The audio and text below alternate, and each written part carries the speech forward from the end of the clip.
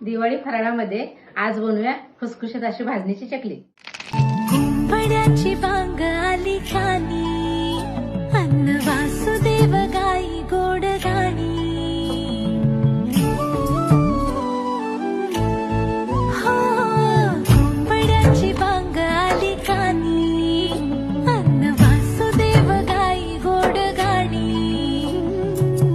उठण्यात नामून पहाट ही सुगंधी झाली, लख लख दिव्या